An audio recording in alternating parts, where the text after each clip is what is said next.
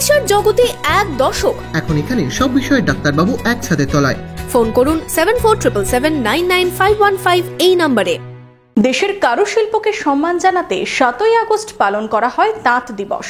চলুন আজ তাঁত দিবসে আপনাদের দেখাই বহরমপুর ব্যারাক স্কয়ারের কাছে পশ্চিমবঙ্গ খাদি এবং গ্রামীণ শিল্প পর্ষদে মসলিনের সুতো, তা থেকে কাপড় কিভাবে তৈরি করছেন সুতো কাটুনি থেকে বুনন শিল্পীরা।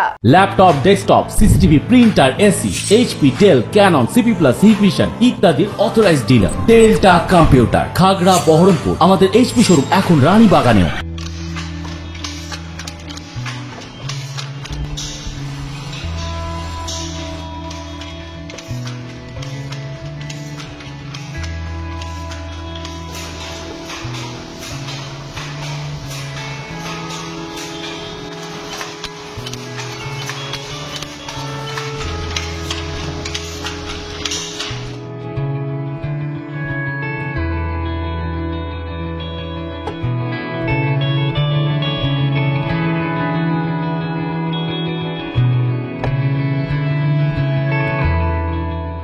পড়লে মনে হয় যেন ছায়ায় জড়িয়ে রয়েছে শরীরে। বাংলার তাঁতিদের হাতে তৈরি মসলিন তাই এককালে পরতেন রোমের সুন্দরীরা। সিল্ক রুটে চীনের রেশমের যেমন চাহিদা থাকতো, তেমনই দাম পেত মসলিনও। মসলিনের ইতিহাস সেই মুঘল আমল থেকেই শোনা যায়। সময়ের সঙ্গে সঙ্গে হারিয়ে গেছে মসলিনের চাহিদা। এবার সেই মসলিনের সুতো দিয়ে কাপড় বোনা হচ্ছে বহরমপুরে। বর্তমানে বহরমপুর স্কয়ারের কাছে পশ্চিমবঙ্গ খাদি এবং গ্রামীণ শিল্প পর্ষদে মসলিনকে আরো সূক্ষ্ম করে তোলার জন্য নিরন্তর চেষ্টা করে চলেছেন এই প্রতিষ্ঠানের সুতো কাটুনি থেকে বুনন শিল্পীরা।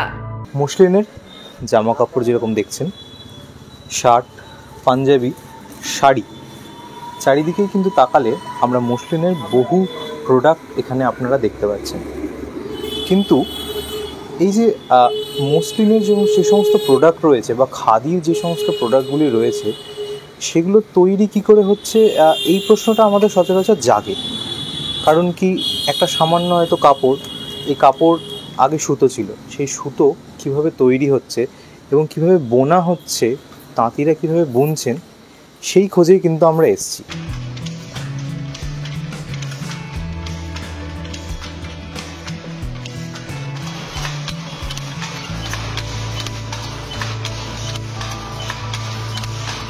দীর্ঘ 2 বছর এখানে কাজ বন্ধ ছিল।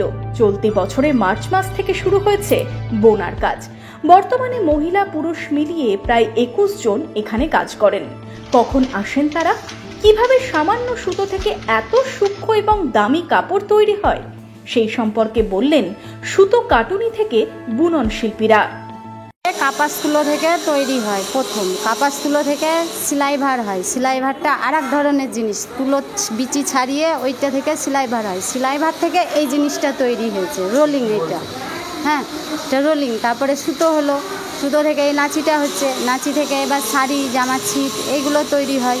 আমাদেরকে এখানে 15টা করে তৈরি করতে হয়। আমাদের করলে অভাবে সংসার হলে যা হয়, এটা কাজ করলে হয়তো একটু সুবিধা হচ্ছে, স্বামীদের অল্প ইনকাম, আমি শুধু কাজ করলে হয়তো সংসারটা একটু ভালো চলবে, সেই ভেবেই আমরা কাজটা করতে আসি। এই সুতো তৈরি করার কাজ করি। কাজ এর আগে 2 বছর করেছি, বন্ধ ছিল কিছুদিন, আবার চালু হয়েছে 5 মাস থেকে আবার চালু হয়েছে বলে করছি। 10 দিন পরে, মানে মাসে 10 দিন করতে হয়, সপ্তাহে 3 দিন করে ভাগ করা আছে কাজের। ওই কাজটা মানে এখন আগে 20 দিন 22 দিন হতো, এখন মানে 10 দিন হয়। এই তো রবিন থেকে মানে রবিন নিয়ে আসি আমরা। রবিন থেকে যে সুতোটা, এই মানে রবিন চাপিয়ে দিয়ে যে মেশিনের দ্বারাই মানে হাতের কাজে এই সুতোটা তৈরি হয়, হাতে ঘুরিয়ে। সুতো থেকে এই যে নাচিগুলো হয়, সেখান থেকে ওই তাঁতিরা ওখানে তাঁত বুনছে, ওখান থেকে তাঁতিরা সুতোটা মানে ওখানে আরও অনেক বিভিন্ন রকমের কাজ করতে হয়। শুধু যে সুতো থেকে হয়ে যাবে তা না, আরও মানে জল গরম করতে হয়, মার করতে হয়, তার ভিতরে বিভিন্ন রকমের কাজ করতে হয়, তবে না তাঁতে হয়। কাজ করাতে আমাদের শরীরে খুব পরিশ্রম, মানে হাতের মানে সারাদিন একটা জিনিস যদি 5 কেজি জিনিস সব প্রথমে ঘোরায় তখন হালকা লাগে, কিন্তু সারাদিন যখন ঘোরাতে যাবে 5 কেজি থেকে 50 কেজি হয়ে যায়। ওজনটা সারাদিন ঘোরাতে হয়, কষ্ট হয়, তো হবেই তো। সুতোর রোলিং থেকে তৈরি হয় একটা লাছি। এখানে এখনো হাতের চরকাতেই কাজ করা হয়। প্রতিদিন 15টি করে সুতোর লাচি বানাতে হয় তাদের। তারপর সেই সুতোর লাচিকে বিভিন্ন উপায়ে পাতলা সুতোতে ভাগ করে শেষমেশ মেশিনে বুনে কাপড়ে রূপান্তরিত করা হয়। প্রথমে অম্বর চরখা, ওতে সুতো মানে নামায়, দিয়ে ওই থেকে জড়িয়ে এসে এই আমাদের মানে এতে পড়ে, দিয়ে 4 দিন সুতোটাকে ভিজায়। 4 দিন পর ওকে তুলতে হয়, তুলে জল গরম করে আঠা সোডা দিয়ে অ্যাসিড দিয়ে ওকে মানে ফুটিয়ে ওকে কেচে শুকায়। তারপরে চালের গুঁড়ো আর রুল ময়দা দিয়ে ওকে মানে রান্না করে ওকে সুতোগুনাকে খুঁজতে হয়। মানে এই সুতোগুনাকে খোঁচার পর দিয়ে মনে করুন এই লাটাতে হয়, লাটানোর পর তারপর শুকাতে হয়, শুকিয়ে তখন আমরা আবার এইভাবে পাকিয়ে তারপরে ওই যে আছে ওইখানে টানা হয়। ওটা কাজের সময় এটা সরকারি অফিস, এটা দীর্ঘ 5 বছর চলেছে একটা না, 2 বছর গ্যাপ ছিল, আবার এই 1 জানুয়ারি থেকে চালু হয়েছে। আমরা এই 5-6 মাস আমরা এখন কাজ করছি এখানটায়।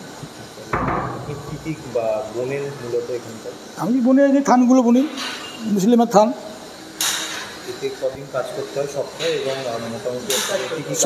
সপ্তাহে আমাকে 5 দিন ডিউটি করতে হয়।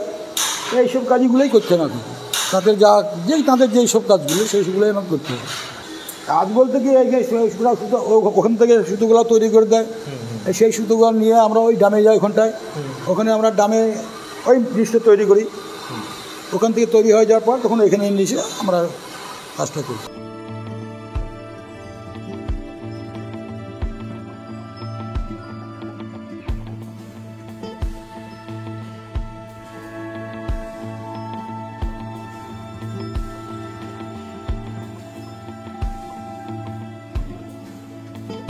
মসলিনের কাপড়ের জন্য সুতো কাটা থেকে সম্পূর্ণভাবে বুনতে সম্পূর্ণ সময় লাগে প্রায় 1 সপ্তাহ এবং শাড়ির ক্ষেত্রে সময় লাগে প্রায় 15 দিন। একটি পূর্ণ কাপড়ের পেছনে এত মানুষের নিরন্তর পরিশ্রম লুকিয়ে থাকে। 7ই আগস্ট সমস্ত ভারত জুড়ে পালন করা হচ্ছে জাতীয় তাঁত দিবস। এটি একটি বিশেষ দিন যেটি মনে করায় আমাদের ভারতের সমৃদ্ধশালী তাঁত শিল্প রয়েছে, তার গুরুত্ব এবং সামাজিক অর্থনৈতিক উন্নয়নের ক্ষেত্রে তাদের অবদানের কথা। দেখালাম আপনাদেরকে বিভিন্ন তাঁতের তৈরি বা মসলিনের কাপড়ের তৈরি কিন্তু প্রোডাক্ট, যেগুলো আপনারা ভেতরে দেখলেন থান, এবং তাছাড়া হচ্ছে কিন্তু বিভিন্ন পাঞ্জাবি রয়েছে, জামা রয়েছে। এই সব প্রোডাক্টই যেরকম দেখলেন সেটাই কিন্তু এই মানুষরাই যারা বসে আছেন এখানটায়, এই যে ভেতরে যারা কাজ করছেন শিল্পীরা, তারাই কিন্তু ধীরে ধীরে সারা দিন ধরে বুনে যাচ্ছেন। তাদের সকাল শুরু হয় 10টার সময়, এখানে কাজের ঢোকে 10টা থেকে বিকেল 4:30 অবধি তাদের চলে কাজ, এবং সপ্তাহে 3 দিনে কাজ করেন ওনারা। 3 দিনের বিনিময়ে প্রতিদিনের মজুরি থাকে 300 টাকা। এবং যেরকমটা আপনারা দেখলেন এই সুতোই কিন্তু চলে যায় একদম ভেতরের থেকে কিন্তু বাকি যে সমস্ত কাজ রয়েছে, তাদেরকে কাপড়ে মাড় দেওয়া থেকে শুরু করে তাদেরকে বিভিন্ন কেমিক্যালের মাধ্যমে একটু সাদা করা, এবং সব শেষে যে মেন জায়গায় আসে, যে মেন মেশিন যেটা বলা চলে, সেই মেশিনে আসে, এবং সেখানেই কিন্তু ধীরে ধীরে সময়ের সাথে সাথে তৈরি হয়, বোনা হয় সেই কাপড়গুলি, যেগুলি আমরা বাইরে এতক্ষণ দেখলাম। এবং এই একটি কাপড় বুনতে মোটামুটি নাই করে 10 দিন সময় লাগে, এবং প্রায় 3 থেকে 4 জনের কিন্তু অবদান রয়েছে এই একটি কাপড়ের পেছনে। ক্যামেরায় শুভরাজ সরকারের সঙ্গে আমি Ritwik Debnath, imagine community media.